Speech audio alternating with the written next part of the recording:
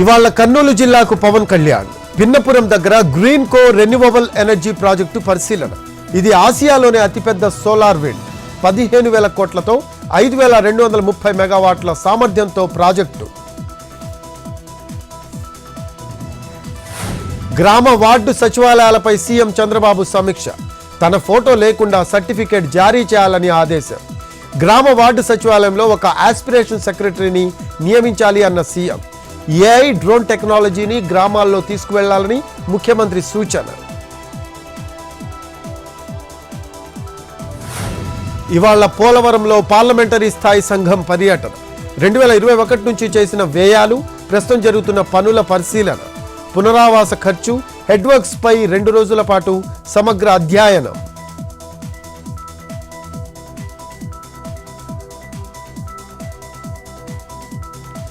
కడప జిల్లా పులివెందులకు వెళ్లనున్న జగన్. బంధువు అభిషేక్ రెడ్డి అంత్యక్రియలకు హాజరు.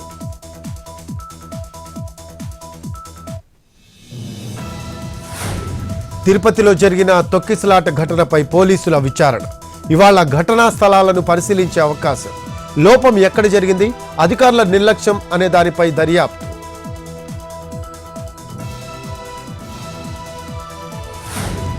తిరుమలలో వైకుంఠ ద్వాదశి సందర్భంగా శ్రీవారి పుష్కరిణిలో చక్రస్నానం.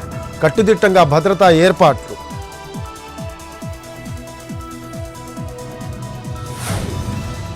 సంక్రాంతికి సొంతూళ్లకు బయలుదేరిన ప్రజలు. రద్దీగా మారిన నేషనల్ హైవే 65.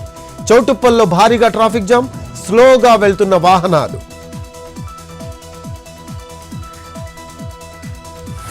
హైదరాబాద్ విజయవాడ హైవేపై జంక్షన్ జామ్. పండక్కి సొంతూరి బాట పట్టిన జనం. రోడ్డెక్కిన వేలాది కార్లు.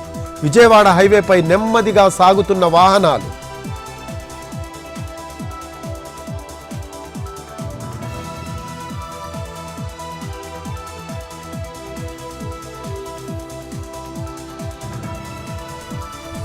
శ్రీశైలం మల్లన్న ఆలయంలో నేటి నుంచి సంక్రాంతి బ్రహ్మోత్సవాలు. ఈ నెల 17 వరకు జరగనున్న కార్యక్రమాలు. స్వామివారి యాగశాల ప్రవేశంతో పూజా ప్రారంభం. సాయంత్రం సకల దేవతలకు ఆహ్వానం పలుకుతూ ధ్వజారోహణం.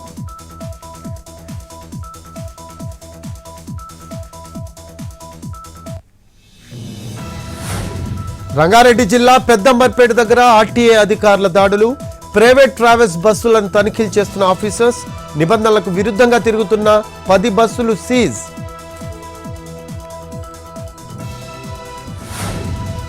భూపాలపల్లి జిల్లా గణపసముద్రం రిజర్వాయర్లో ప్రభుత్వ చేప పిల్లల పంపిణీలో అవకతవకలు. కాంట్రాక్టర్లతో మత్స్యశాఖ అధికారులు కుమ్మక్కైనట్టు ఆరోపణలు. కలెక్టర్కు ఫిర్యాదు చేసిన పారిశ్రామిక సహకార సంఘం కమిటీ.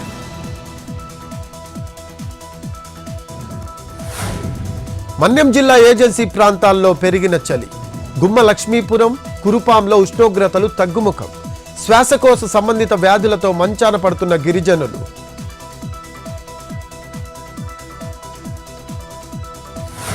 వచ్చే నెలలో ఫ్రాన్స్ టూర్కు ప్రధాని మోడీ. ఫిబ్రవరి 11, 12 తేదీల్లో జరిగే ఏఐ సదస్సుకు హాజరు. ఆ దేశ అధ్యక్షుడు ఇమాన్యుయల్ మేక్రాన్తో భేటీ.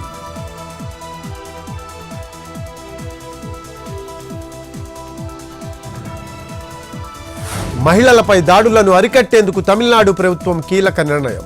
అత్యాచారం చేస్తే మరణశిక్ష పడేలా ప్రత్యేక బిల్లు. బిల్లుకు ఆమోదం తెలిపిన సభ్యులు.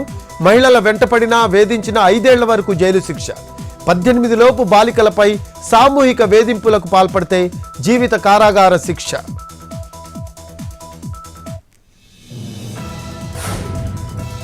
రామ్లల్లాకు పట్టాభిషేకం మొదటి వార్షికోత్సవానికి అయోధ్య ముస్తాబు. ప్రతిష్ఠా ద్వాదశి కార్యక్రమాన్ని ప్రారంభించనున్న సీఎం యోగి. 3 రోజుల పాటు వేడుకలు.